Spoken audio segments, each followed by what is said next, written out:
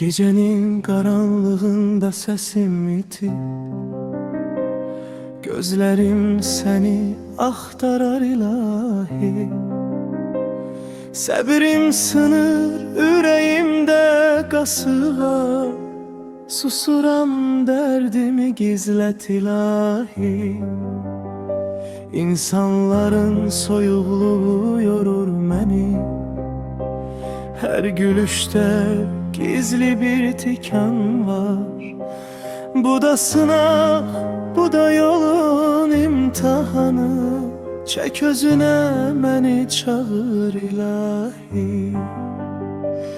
Qəlbim hələ sənə bağlıdır mı bak, məni hərdən özün yoxla ilahi. Qəlbim hələ sənə bağlıdır mı bak, məni hərdən özün yoxla ilahi.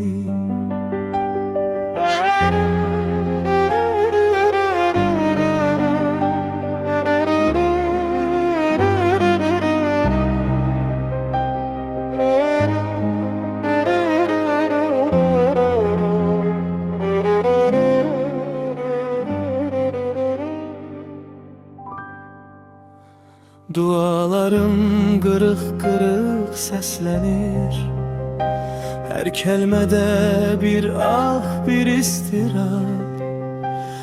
Əllərimdə ümidin qırıntıları, onları da sənə verim ilahi.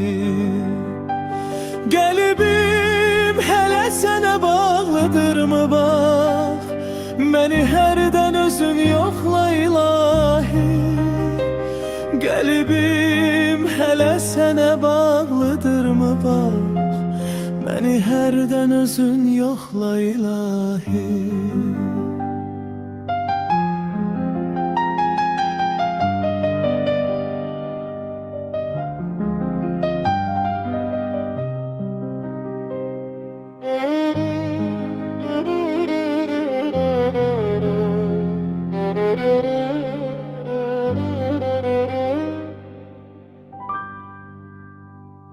Eğer bu yol imtihandır, sınaqdır, qoy sınayım ama yalnız qalmayım.